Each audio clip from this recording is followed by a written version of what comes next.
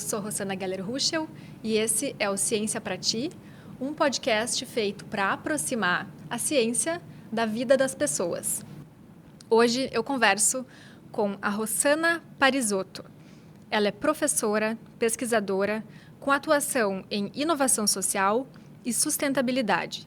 Ela também é fundadora da People ESG e coordena o Movimento Nacional ODS-RS. Rossana, seja muitíssimo bem-vinda. É um prazer muito grande te ter aqui. Obrigada, Rossana. Somos xarás. Somos duas Rossanas. Exatamente. Obrigada pelo convite. Eu fico muito feliz de estar nesses espaços onde a gente fala da ciência de uma forma tão simples como é o teu espaço. Que bacana. Bom, eu queria começar dizendo assim que eu admiro muito o teu trabalho e a gente se conheceu, né, através do movimento ODS-RS e eu acho que, assim, apesar dos ODS eles estarem tão presentes, assim, na academia, né, nos lugares que a gente circula, em alguns setores especificamente, apesar disso, para grande parte da população, para grande parte das pessoas, eles ainda são pouco conhecidos, né? Às vezes as pessoas não sabem nem o que essa sigla significa. Então, para começar, assim, do começo, eu queria que tu explicasse para a gente o que são os ODS, né? Como é que eles surgiram? Então, os ODS, eles são os Objetivos de Desenvolvimento Sustentável. Uhum. E eles são, ao todo, mundialmente, 17. No Brasil, a gente tem 18. Mas eles surgiram antes ainda. A gente tinha os ODMs, que eram os Objetivos de Desenvolvimento do Milênio. E esses objetivos, eles foram até 2005, se não me engano, gente. Eu estou meio ruim de data hoje. Mas, enfim, antes dos ODS, tinham os ODMs. O Brasil, ele foi sucesso nos ODMs. Né? Então, eram 8 objetivos apenas. Nesse tempo, a gente conseguiu sair do mapa da fome. Então, a gente tirou o Brasil do mapa da fome. Então, isso foi muito importante.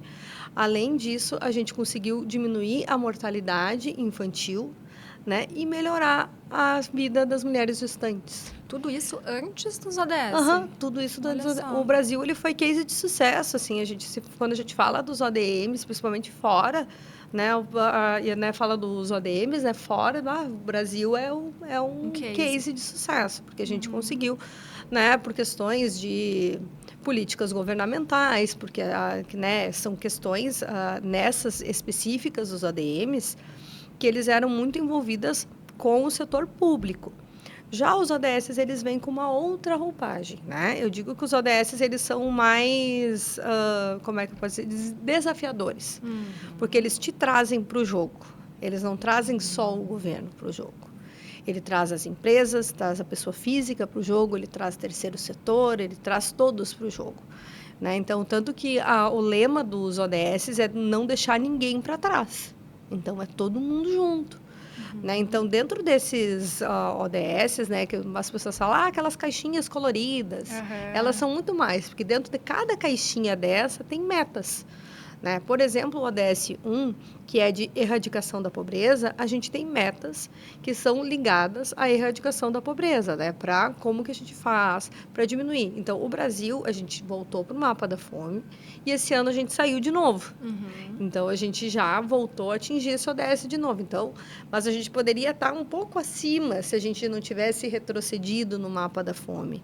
Né? Então, e esse ODS, ele é muito linkado com o ODS 2, que é do Fome Zero e Agricultura Sustentável. Então, um ODS, ele é muito juntinho ao outro. Eu gosto muito da imagem dos ODS, que eles parecem um quebra-cabeça. Não sei se tu já viu essa imagem dos ODS, que é um quebra-cabeça, que é um interligado ao outro.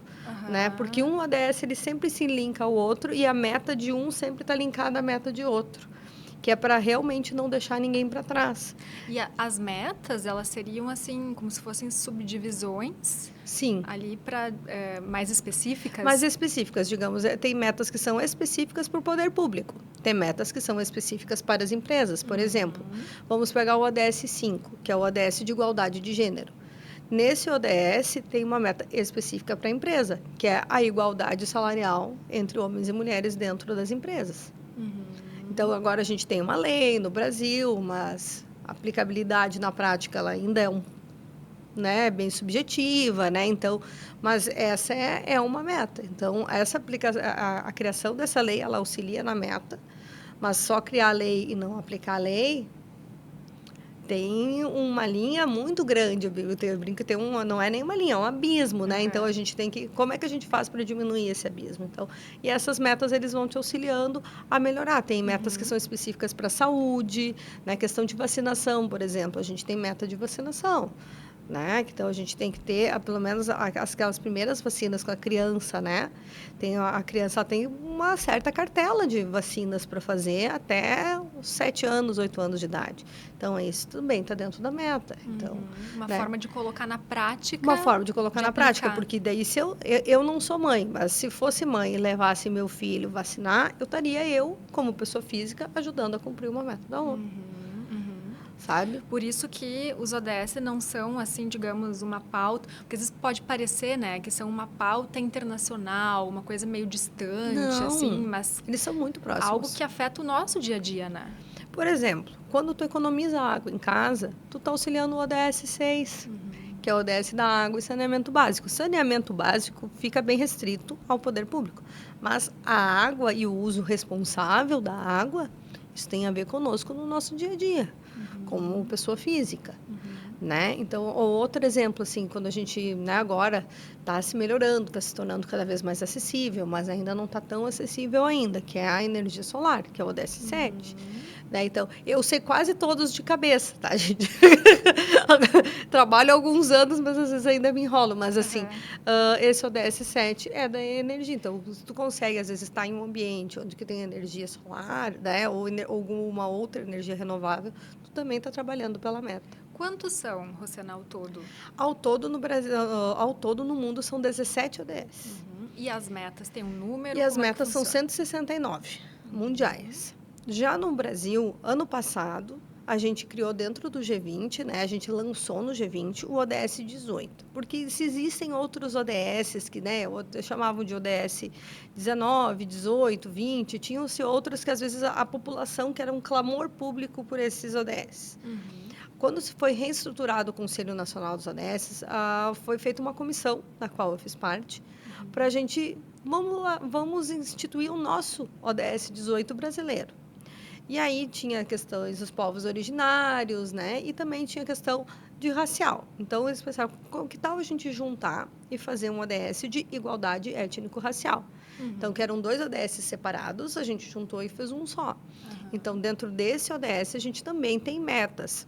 Desculpa, não lembro o número agora de quantas metas, mas, né, a gente tem esse ODS 18, ele está há 1 ano e pouco já em vigência, tem um observatório, que é o Observatório do ODS 18, se você não conhece, tem o Instagram, colocar o ODS, Observatório ODS 18, vocês conseguem observar, e ali eles estão acompanhando o desdobramento desse ODS, até que na PUC, né, a gente fez o ano passado, dentro do Summit ODS, a gente fez o lançamento no Rio Grande do Sul desse ODS, onde a gente trouxe pessoas, né, étnico-raciais para participar e fazer abertura e trazer o ODS. Até foi muito simbólico, muito emocionante, porque a gente faz a gente monta os cubos no palco e eles colocaram o cubo 18 em cima, né? Então foi um momento muito bonito, assim, mostrando que um lugar de destaque, né? Então foi muito legal, assim. Então a gente tem trabalhado bastante para esse ODS 18. Quem quiser, assim, quero saber mais sobre os ODS, quero pesquisar, quero ver essas metas, é fácil encontrar, né? Assim...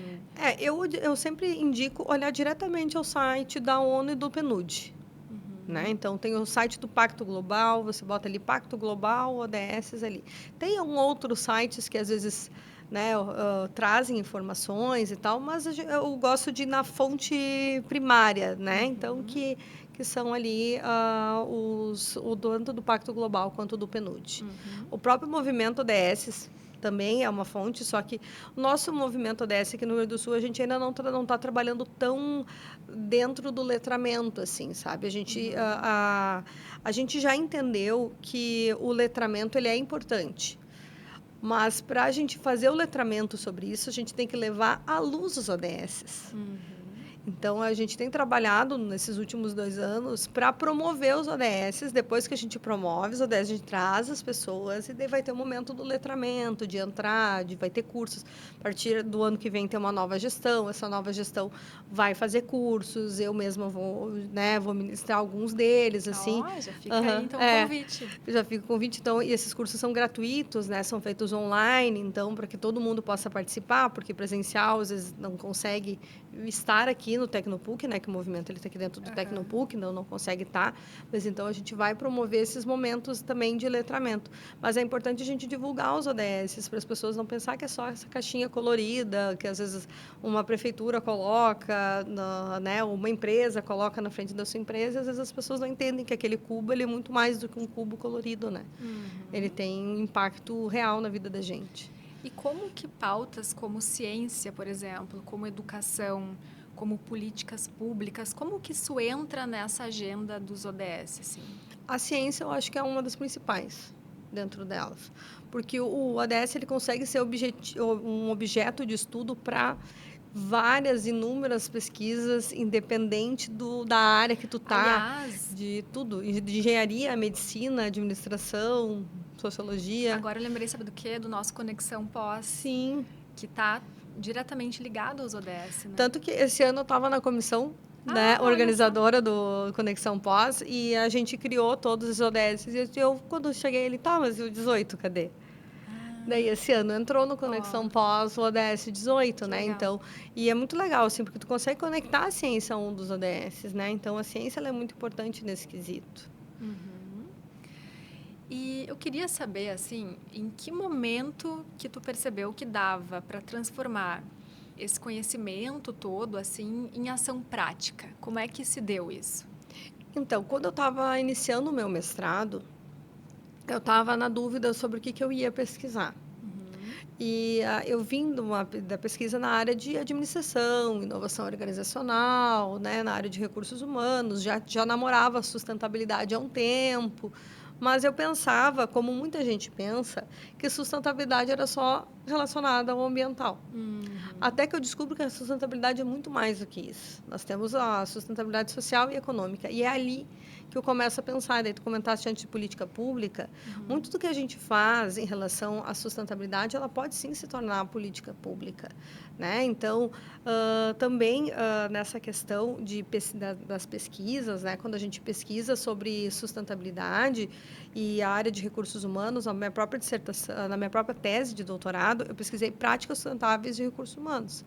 Elas estão relacionadas não só à sustentabilidade ambiental, mas sim à sustentabilidade econômica desse colaborador, a sustentabilidade social desse colaborador, como políticas de inclusão, qualidade de vida no trabalho, né? Até questões sociotécnicas que se tem dentro do trabalho, então é bem amplo. E o que seria assim essa sustentabilidade nesse outro quesito que não o quesito ambiental, assim, se puder explicar de uma forma que as pessoas consigam entender? Então, quando a gente fala de sustentabilidade, eu vou começar pelo tripé da sustentabilidade. O ambiental não é só abraçar a árvore, tá? E não é só plantar árvore também, não. Né? Óbvio, é reciclar, plantar árvore e tal, mas o ambiental é também cuidar do ambiente onde a gente está. O ambiental ele é muito mais do que a natureza. Ele é esse ambiente que a gente está aqui agora. Né? Quando a gente vai falar do social, onde que o social acontece? Dentro do ambiente. O social são as relações com as pessoas, a relação das pessoas com o meio. Né? E o econômico é uma base que a gente precisa, porque vivemos em um mundo capitalista, então esse mundo capitalista a gente precisa relacionar as questões econômicas. E como que a gente faz que esse econômico tenha uma justiça, né, social dentro desse econômico, né? Então, como que a gente faz que a economia auxilie a gente ter uma sustentabilidade que todos possam, né? Então, a gente fala o termo de desenvolvimento sustentável é que todos tenham os mesmos recursos que hoje nós temos para as próximas gerações ter. Realmente todos nós hoje temos esses recursos?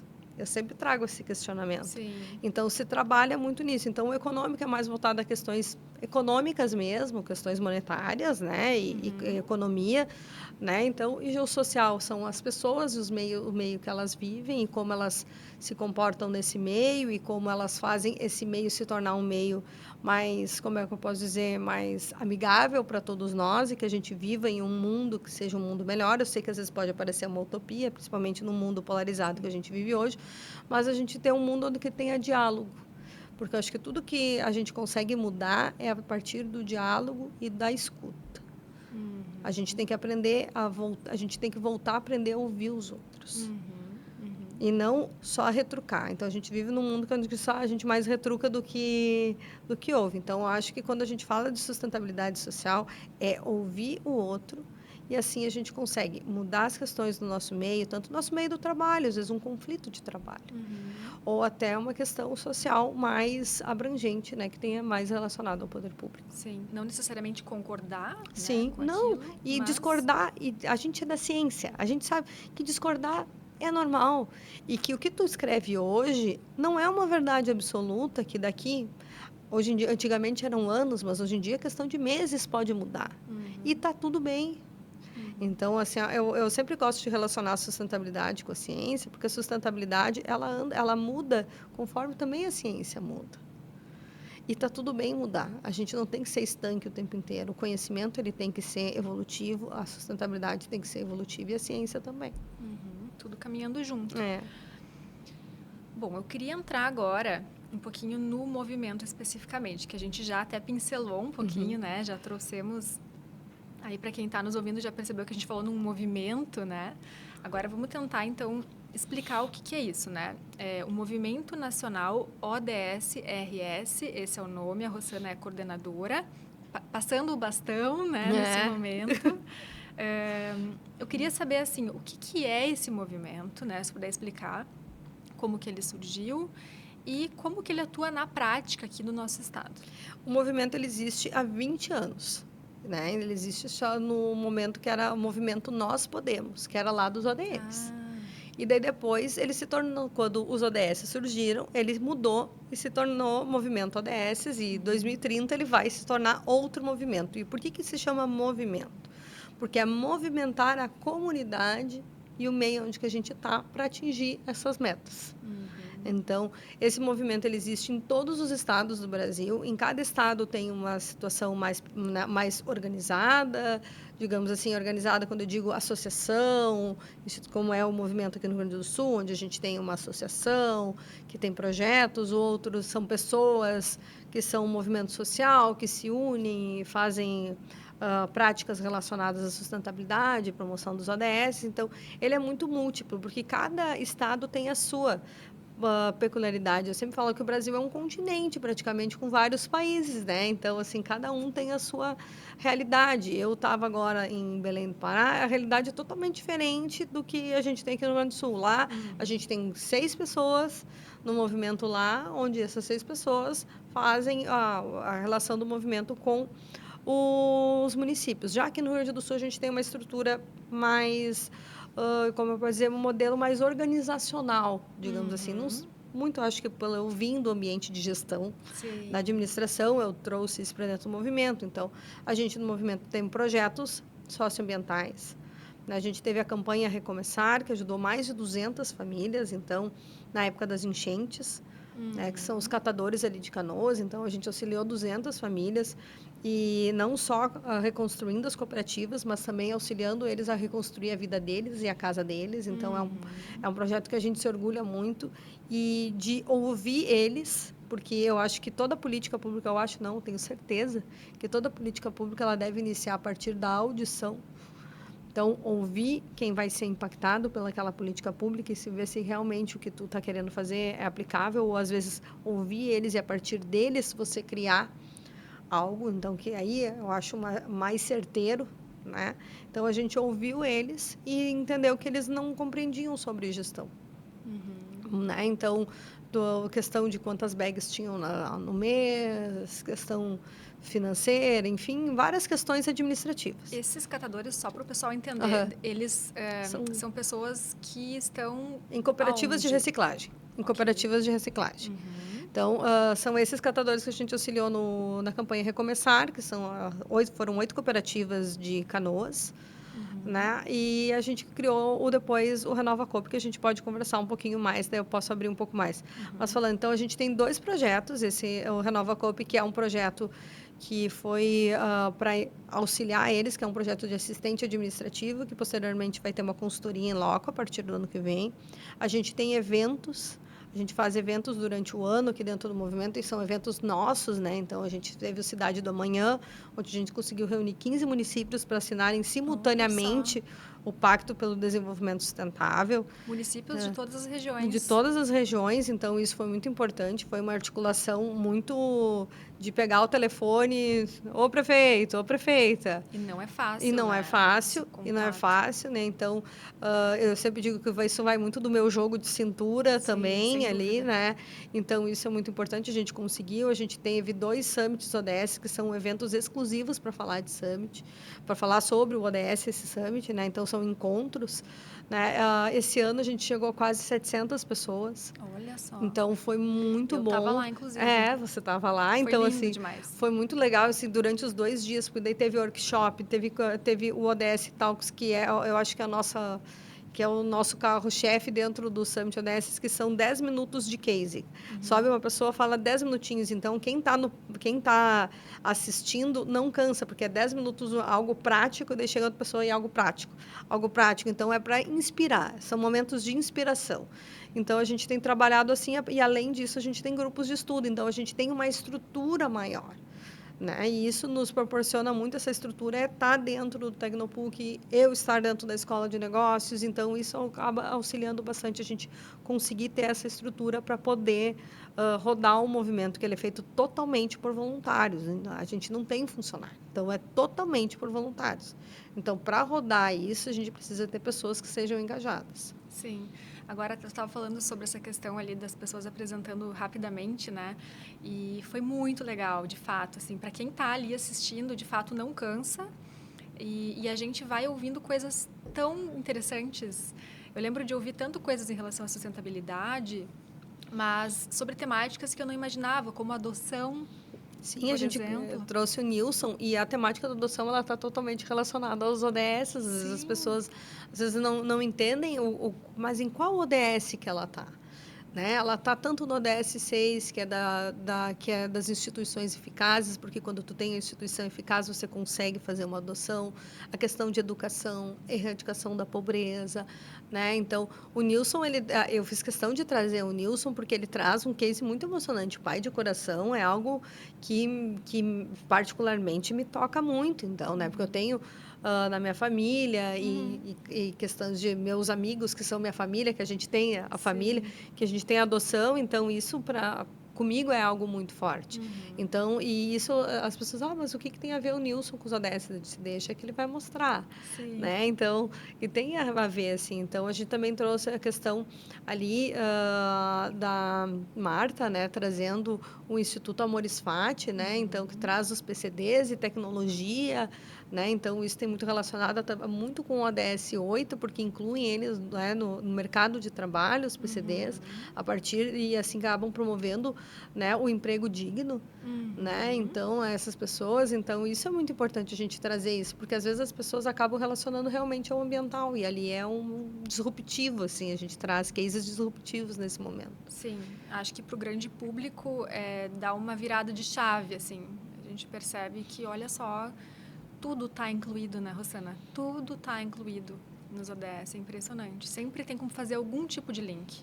Não, e o legal, assim, do Summit, né? A gente faz uma curadoria, assim, de meses, assim, conversando com as pessoas. Não é qualquer pessoa. Cada um que está ali tem o porquê estar dentro, né? Naquele palco, naquele momento. Sim. Os próprios painéis que a gente trouxe, a gente fez questão de trazer esse ano um painel de mulheres no poder. A gente trouxe uma prefeita, a gente trouxe a promotora mais jovem do estado. que é a Virgínia, né? A gente trouxe a Kátia, que está trabalhando dentro da Secretaria do Meio Ambiente aqui do Estado, né? Então, a gente teve foi bem bom assim, esse painel, né? A gente teve a secretária de Inovação de Gravataí nesse painel, então mostrando que as mulheres também podem estar. Até a gente brincou no dia ali, né, no painel, dizendo que a gente espera que no futuro a gente não precise botar mulheres no poder, que isso seja algo comum. Sim. Que a gente não precise mais dar luz a isso, né? E isso tem relacionado ao ODS 5 e também ao ODS 10, que é a redução das desigualdades. Que legal. Eu queria também que tu comentasse um pouquinho sobre o Observa RS, né? A importância desses observatórios de inovação social. Aqui dentro da PUC, né, está instalado ali na Escola de Negócios, a gente tem o Observa RS, que é um observatório de inovação social, onde dentro desse observatório a gente está, no momento, o nosso observatório ele tem alguns mapeados, não é todo o Rio Grande do Sul, a gente começou o mapeamento agora na região metropolitana e depois a gente vai ampliar para o estado inteiro, mas a gente já tem alguns, né, mais na região do Passo Fundo, a gente já olhou, e o que a gente pega? A gente conecta quem são os atores de negócios de impacto e quem são os apoios. Então, para que essas pessoas se conectem. Porque muitas vezes as pessoas não se conhecem. Então, eu tenho um negócio de impacto, ou eu tenho uma ONG, ou eu tenho um negócio que ele tem um impacto social, mas ele não é considerado um impacto social. A gente faz esse mapeamento. Então, é um projeto de pesquisa ainda, a gente ainda está na fase do mapeamento, mas isso futuramente vai ser uma plataforma de conexão entre quem são os atores principais de inovação social no Estado e quem vai ser os suportes desses autores. Olha, que então, bem interessante. Você já tem uma ideia? Assim? A gente já tem o site, se vocês entrar, bota observers.com.br, vocês conseguem acessar ali, tem o mapa onde vocês vão conseguir já ver quem já está mapeado ali. A gente tem os atores que já estão em verde, que é um coraçãozinho verde, são os que já foram entrevistados, os que estão com um coraçãozinho cinza que estão inativos. Se não me engano, as cores, tá, gente? O vermelho é quem a gente ainda tem que entrevistar, mas já está mapeado, então a gente tem essas corzinhas ali, que daí... Mas se vocês vão ver, vai ter a legenda ali no site, vocês conseguem entender um pouco mais sobre o projeto, mas ele é muito legal.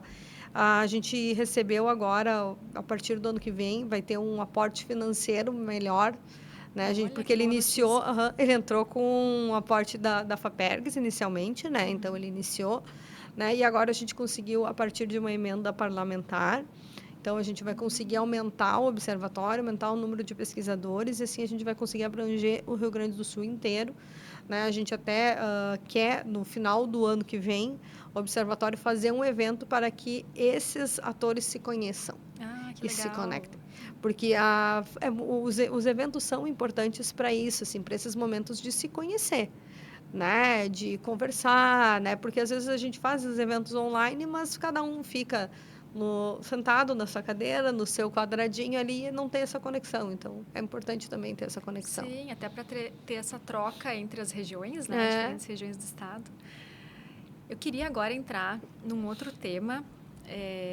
Tu foste selecionada, né, para integrar a delegação brasileira na COP30. O que significa, assim, para ti pessoalmente estar nesse espaço, né, que é um espaço de decisões importantes, de muito prestígio também, de muitos assuntos difíceis? O que significou para ti isso? Confesso que eu fiquei muito feliz, né, que quando apareceu a oportunidade, né, falaram, olha, vocês podem se inscrever. Eu me inscrevi e sinceramente, eu achei que eu não ia ser selecionada. Né? Porque a gente tem a questão do impostor. Sim, né? Pesquisadora, impostora, enfim. Né? Tu sabe muito bem, Rossana, a gente da pesquisa, a gente tem isso muito forte. Sim. E eu achei que não... E eu fui selecionada como delegada na COP, né? E a minha função como delegada foi de pesquisadora social dentro da COP. Né? Então, eu levei o meu olhar de pesquisa dentro da COP. Então, eu acabei analisando muitos setores. E estar dentro da COP, né, eu estive na Blue Zone, que é o lugar onde acontecem as decisões. Eu assisti às discussões, né? Eu assisti a todo aquele debate. E ver o Brasil no centro disso, eu sei que teve muita crítica relacionada a fazer lá na Amazônia. Mas eu vejo como um grande acerto. sabe? Porque também. eu vejo como um grande acerto. Eu que estive lá, eu consigo enxergar porque eles viam um Brasil que eles não enxergavam. Porque normalmente o gringo vê o Brasil com uns olhos que são deturpados, vamos falar assim, né? E ali não, eles conseguiam enxergar que eram de outra forma, sabe? Então, era muito legal os voluntários, né? Eu tenho essas minha característica física, daí eu chegava nos lugares e daí eles olhavam para mim e diziam bom giorno, e eu dizia bom dia. Quando eu dizia bom dia, eles brasileira, sabe? Que era a felicidade de ter mais uma brasileira lá dentro, então, sabe? Daí até os próprios policiais que estavam ali olhavam para a gente e diziam um bom giorno, e eu ficava, tipo, né, bonaceira, e eu dizia, oi, boa tarde, sou brasileira. Então, mas foi legal acompanhar as discussões, eu acompanhei principalmente as discussões relacionadas à China. Né? Então, porque a China, ela é um grande ator nesse momento da COP, porque a China é uma grande poluidora. Né? E o que eu consegui observar como pesquisadora social, que sim, eles têm ações que eles querem fazer, mas que eles não querem ir sozinhos. Eles não querem bancar sozinhos. E o que eu senti lá é uma falta de, como que eu posso dizer? Seria uma falta de união, digamos assim. Tipo, de entender, esse problema é nosso, né? Então, vamos pegar na mão e vamos fazer juntos. Tu sentiste isso por parte de outros países, né? Até a ausência de alguns também foi, né, notada, né? Então, isso é importante. Por que a gente está fazendo isso? A gente não está andando contra a nossa humanidade, né? Eu brinco assim que a gente está indo num caminho onde a gente está torcendo para a motosserra e a gente é a árvore. Então, a gente tem que repensar, né? E a COP, ela me fez repensar muito, assim, sabe? Óbvio que ter contato com outras etnias, né? Eu comentei contigo, eu tive contato com 2 mulheres do Paquistão, que eram as únicas da delegação do Paquistão, ganhei um hijab delas, né? Então, isso foi muito importante ter esses contatos, conheci pessoas de outros países, eu fui falavam tanto que eu era italiana, fui lá na delegação italiana também, né? com os meus descendentes, ali, né? Com a minha descendência italiana, fui ali um pouco também. Mas, assim, eu conversei com gente de tudo quanto é lugar. E ver o Brasil como esse protagonista e ver o Brasil no momento que ele tentava a união, sabe? Então, a gente via, assim, ó, que as pessoas relacionadas, principalmente os latinos, tinha uma união dos latinos. Tu via a Colômbia muito junto com o Brasil, muitas vezes vai fazer a COP dela, enfim, né, vai fazer um evento, né, semelhante à COP e tal. Mas a Colômbia, ela vinha conosco quando a gente falava, tipo, vamos nos unir, vamos fazer essa meta aqui. Tu via os outros países da América Latina, o do Chile vindo, assim, a gente sentia isso, assim, né, os países latino, México também muito, assim, nessa questão. Né?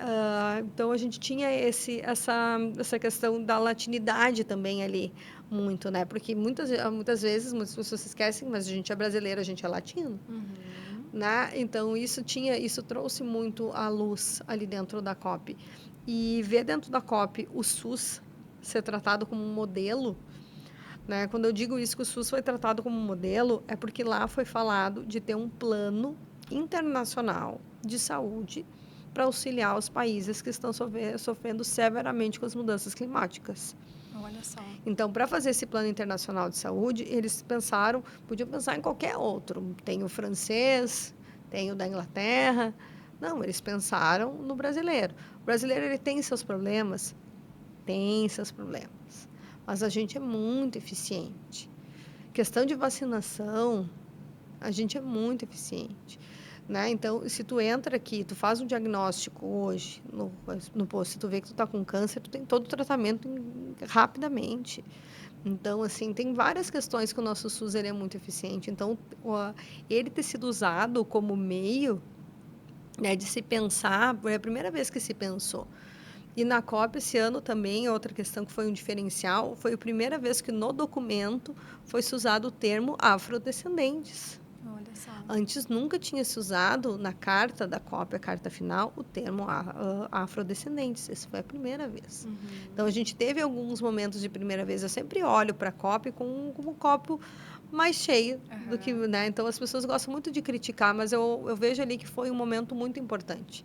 E tirou uma visão, às vezes, um véu que as pessoas tinham do Brasil que mudou, né? E na tua visão, assim, qual que é a importância de levar a voz tanto de uma mulher, né, que tu és, quanto da sociedade civil, quanto das universidades também, né? Porque eu acho que tu vais representando muitos espaços, muitas pessoas.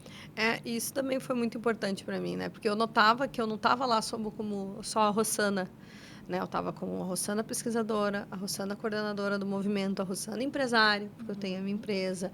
Eu estava como a Rossana própria. Eu levei a PUC comigo, né? Eu levei o Tecnopuc comigo, eu levei o movimento comigo, então, né, eu levei a minha empresa comigo, né? A gente tem um grupo também que se chama Grupo BI, que é um grupo de negócios colaborativos, também levo eles. E se é uma mulher selecionada, e é importante dizer nesse momento que de todos os estados do Brasil, do que o movimento desses existe, né, que a gente está em todos, eu fui a única coordenadora geral a ser selecionada. Olha só. Então, assim, teve outros que foram signatários, mas que dos coordenadores, eu fui a única selecionada pelo nosso trabalho em destaque, que tem sido aqui no Rio Grande do Sul nesses últimos 2 anos, que são os anos da minha gestão. Então, isso é muito importante a gente trazer, né? E eu sou a primeira coordenadora no Rio Grande do Sul como mulher, que antes foram coordenadores homens. Então, trazer essa voz feminina, a gente ter esse espaço. Eu fiquei muito grata pelo convite, né? Até a gente teve a visita da Secretaria-Geral da Presidência agora no início do mês, né? Aqui eu agradeci, porque eu sei que ali também teve dedo da Secretaria para mim estar lá. Né? Então, porque não teve a seleção, óbvio, né? Eles fizeram uma seleção, mas chegou os nomes para a Secretaria ajudou a selecionar quem seriam esses nomes. E o meu nome ser selecionado demonstra que eu estou no caminho certo nos meus trabalhos, onde é que eu estou fazendo. Né? E eu acredito muito que todo o impacto que a gente tem que ter um impacto real, um impacto palpável. Eu não estou dentro do movimento para me autopromover ou autopromover minha empresa, porque muita gente que está dentro do movimento não sabe que eu tenho a minha empresa. Vai saber depois de meses que está ali no movimento que a pessoa se entende. Né? Ah, a Rossana tem uma empresa. Mas me vê como, dentro do movimento, me vê como Rossana. Aqui na escola de negócios, pouca gente também às vezes sabe. Quando tu tem, assim, porque me veem como uma estudante, como uma pesquisadora, né? Até eu brinco, né? Eles falam, mas tu não é estudante, pós-doc já não é mais estudante, né? Tá fazendo pesquisa, tu é pesquisadora. Eu sempre vou ser estudante a minha vida inteira. Como eu sou professora desde novinha, porque eu fiz magistério. Então, assim, então eu digo, são coisas que estão em mim. Né? Então, eu consigo ser múltipla, né? E estar em múltiplos lugares. E isso é muito importante, porque a gente leva a nossa voz. E a gente que está no movimento e que participa, percebe essa seriedade do trabalho, assim.